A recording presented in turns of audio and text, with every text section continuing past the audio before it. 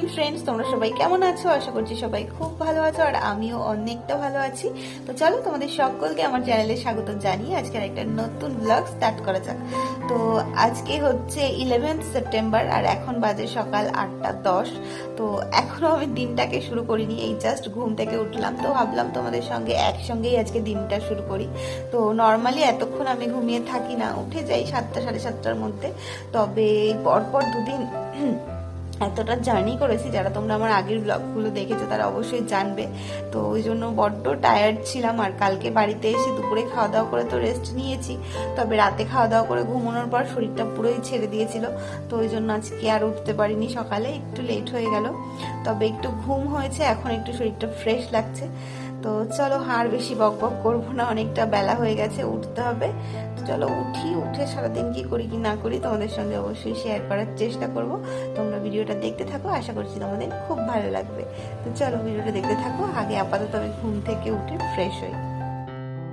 আমি ঘুম থেকে উঠলাম আর উঠে দেখলাম রিমা রান্নাঘরে ওর জন্য টিফিন বানাচ্ছিল। আসলে আজকে থেকে ওদের কলেজের 4th সেমিস্টার এক্সাম স্টার্ট হবে, তো ও যাবে এক্সাম দিতে, আর তাই জন্যই টিফিনটা বানিয়ে নিল। কারণ আমি বললাম টিফিন নিয়ে যেতে, কেন কি বাইরের খাওয়ার থেকে বাড়ির যে কোনো খাবার খেলে সেটা অনেকটাই ভালো, তাই না? আর এই যে এখন সকালবেলায় যাবে 9টার দিকে আর বাড়িতে ফিরবে সেই রাত্রিবেলা, সারাদিন তো বাইরেই থাকবে। ওই জন্যই বলেছিলাম যে অন্তত কিছু খেয়ে তাহলে এক্সাম দিতে ঢুকতে পারবে, বেশ ভালো হবে আর কি। তো ওই জন্য টিফিন বানিয়ে স্নান করে দেখো চলে এসেছে, এখন রেডি হচ্ছে ঝটপট করে, কারণ বেরোনোর সময় হয়ে গেছে। আর বললাম কটা ভাত খেয়ে নিতে, তো অল্প করে কটা ভাতও খেয়ে নিয়েছে। আর ও এখন রেডি হবে, ওর এক ফ্রেন্ড আসবে, তারপর দুজন মিলে একসঙ্গে যাবে। তবে এই কোথাও যখন বেরোনো হয় আমার কাজ থাকে তখন সবাইকে রেডি করিয়ে দেওয়া। যেমন মায়ের চুল বেঁধে দিতে হয়, রিমার চুল বেঁধে দিতে হয়, ইপসিতা কোথাও গেলে ওরও চুল বেঁধে দিতে হয়, তারপর নিজেকে রেডি হতে হয়। আর আমারও বেশ ভালো লাগে সবাইকে সাজিয়ে দিতে। তো এই যে রিমা যাবে, তো ওর চুলে একটু বিনুনি করে দিচ্ছিলাম। আসলে ও এমনিতে বিনুনি করতে পারে, কিন্তু নিজের চুলে নিজে একা একা পারে না, আর ওই জন্যই আর কি আমি চুলটা বেঁধে দিচ্ছিলাম।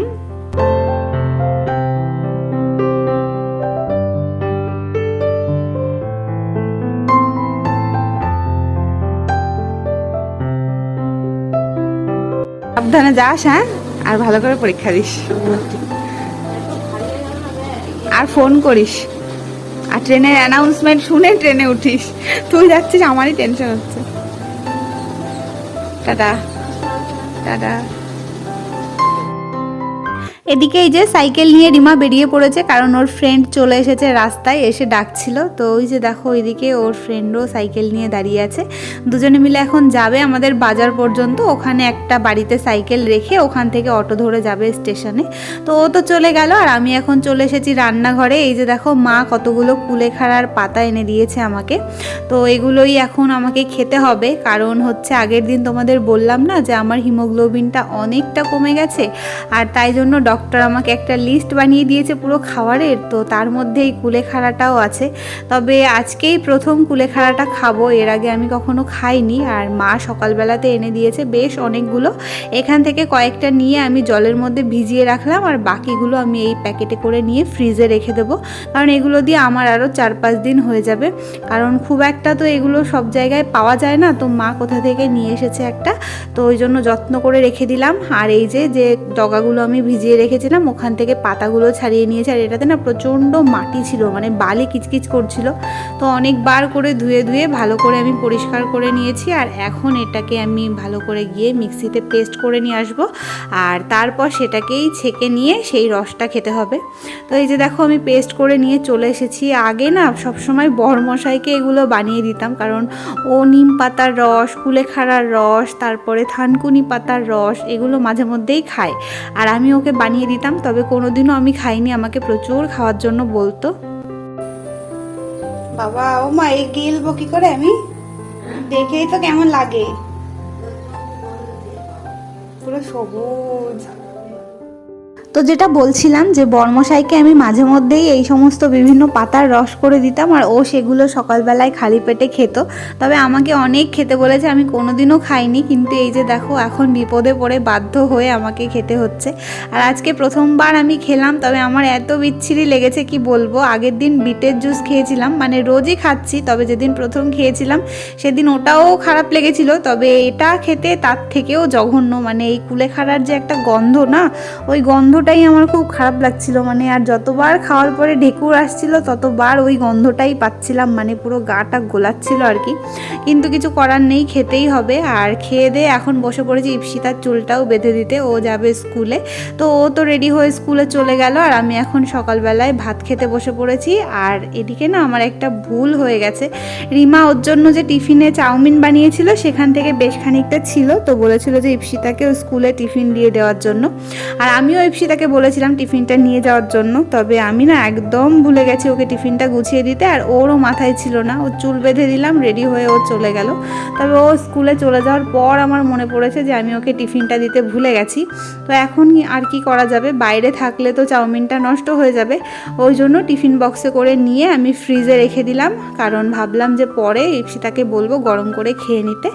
আর এটাকে রাখার পর ফ্রিজের দরজাটাকে আমি একটু আগে পরিষ্কার করে এই জিনিসপত্রগুলো সব ধুয়ে রেখেছিলাম, এগুলোকেই এখানে সেট করে নিচ্ছিলাম আর কি। আগের দিন ফ্রিজটা পরিষ্কার করেছি, তবে দরজার এই র্যাকগুলোকে ধোয়া হয়েছিল না, ওই জন্য আজকে ভালো করে ধুয়ে পরিষ্কার করে নিলাম। তোমরা তো দেখতেই পেলে সকাল থেকে কি করলাম।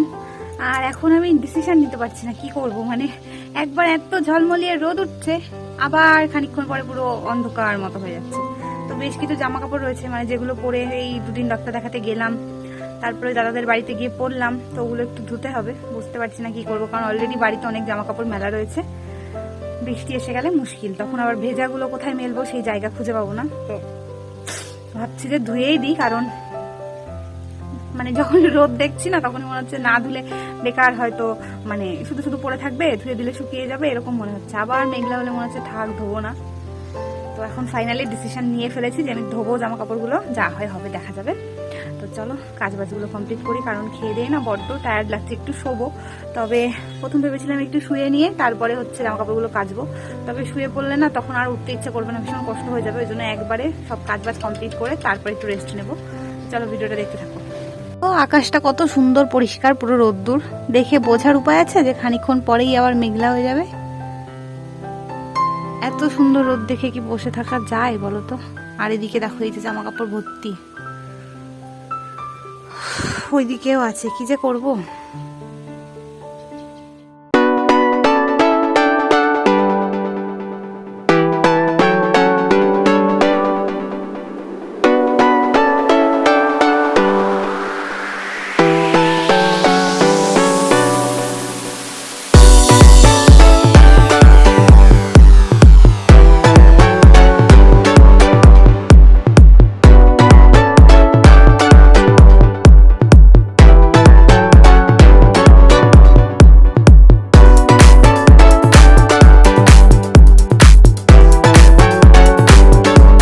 সমস্ত জামা কাপড়গুলো কেচে মেলে দিয়ে এখন হাত মুখ ধুয়ে ঘরে এসে একটু লেবু আর শশা কেটে নিয়েছি। আমি তো রোজই খাই, তবে আজকে মাও বাড়িতে রয়েছে তাই মাকে বললাম। তবে মা ওদিকে কলার মোচা কাটছে, ওই জন্য মায়েরটা কেটে ফ্রিজে রেখে দিলাম, মায়ের কাজ শেষ হলে মা খাবে। আর ততক্ষণে আমি আমার ফলগুলো নিয়ে বসে পড়েছি খেতে, কারণ খেয়ে আবার যাব স্নান করতে। স্নান করে এসে তো ভাত খেতে হয়, ওই জন্য আর ফলটা খেতে পারি না, তাই জন্য রোজ স্নান করতে যাওয়ার আগেই ফলগুলো খেয়ে নিই আর কি। তো এদিকে দেখো মায়ের মোচা কাটা হয়ে গেছে, ততক্ষণে আমি স্নান সেরে চলে এসেছি আর এখানে খেতেও বসে পড়েছি। দুপুরবেলায় মা রান্না করেছিল খুদের ভাত, আর আমার না এরকম কাঁচা পেঁয়াজ আর লঙ্কা দিয়ে খুদের ভাত খেতে ভীষণ ভালো লাগে। তো অনেক তৃপ্তি করে দুপুরের খাবারটা খেলাম। আর এটা হচ্ছে সন্ধেবেলা, এর আগে অনেক কিছু করেছি, আর সন্ধেবেলায় এখন আমি এই যে বেদানা খেতে বসে পড়েছি, কারণ দুপুরবেলা খাওয়া হয়নি। গুড ইভিনিং সবাইকে। তো বিকেলবেলা একটুখানি ঘুরতে বেরিয়েছিলাম, দুপুরে খাওয়া দাওয়া সেরে মানে একটু হাঁটাহাঁটি করছিলাম আর কি, তবে একা একা বেরিয়েছিলাম বলে আর ভিডিও টিডিও কিছু করিনি। তো ওই বাড়ির সামনে রাস্তায় একটু গেলাম, তারপরে গেলাম বৌদিদের বাড়িতে, এই করেছি। আর বাড়িতে এসে দেখতে পেলে বেদানা খেয়ে নিয়েছি, আর এখন এত খিদে পেয়ে গেছে, তো সেটাকে একটু দোকানে পাঠিয়েছি, বলেছি যা ইচ্ছা তাই নিয়ে আসতে। তো জানি না কি নিয়ে আসবে। তো এই যে দেখো চলেও এসছে দোকান থেকে। কি এনেছিস? ও দে আমার হাতে দিয়ে বিস্কুটটা, এই যে বিস্কুট নিয়ে এসেছে। আর রিসেন্ট না আমার এই বিস্কুটটা মানে এই হ্যাপি হ্যাপি বিস্কুটটা খেতে ভীষণই ভালো লাগছে, মানে প্রায় দিনই খাচ্ছি আর কি। আর ওইদিকে দেখো ওই যে মা জামা কাপড় রেখে গেছে, ওগুলো এখন ভাঁজ করতে হবে, ভাঁজও করিনি, ওখানে টানিয়ে রেখে দিয়েছি কারণ বড্ড গরম লাগছিল বাড়িতে এসে। সেই সাথে এইদিকে ওই যে রয়েছে সকালবেলা আমি ধুলাম না, শুকায়নি এগুলো কারণ ওই যে রোদের তেজ তো ছিল না। তো চলো এখন খাই। আর আরেকটা খাবার এনেছি তো, এই যে একটা খাবার নিয়ে এসেছে, তো এই দুটো এখন খাবো আমি রিক্সিতা মিলে। চলো খেয়ে নি। আর রিমা তো এখনো বাড়ি ফেরেনি, ও খাবে না বলছে। কি করলি দেখা দেখা, আমি বলছি আমি রিক্সিতা খাবো, ও এরকম করছে। তো এখন একা একা বসে যে খাবারগুলো খাচ্ছি, রিক্সিতা তো খাবে না। আর রিমা হচ্ছে বাড়ি আসতে আসতে ওর রাত হয়ে যাবে, ওর এক্সাম স্টার্ট হয়েছিল 2টো থেকে 5টায় শেষ হয়েছে, গেছে মাছ দিয়া। তো ওখান থেকে ফিরতে ফিরতে প্রায় 7:30 বেশি বাজে, প্রায় 7:45 বেজে যাবে। তো কি যে হবে এত রাতে একা একাই, প্রথমবার ও আসছে, একা না ওর সঙ্গে ওর ফ্রেন্ড আছে, দেখলেই তোমরা সকালবেলা একসঙ্গে গেল, তবু একটু টেনশন হয়। তো যাই হোক চলো খাই।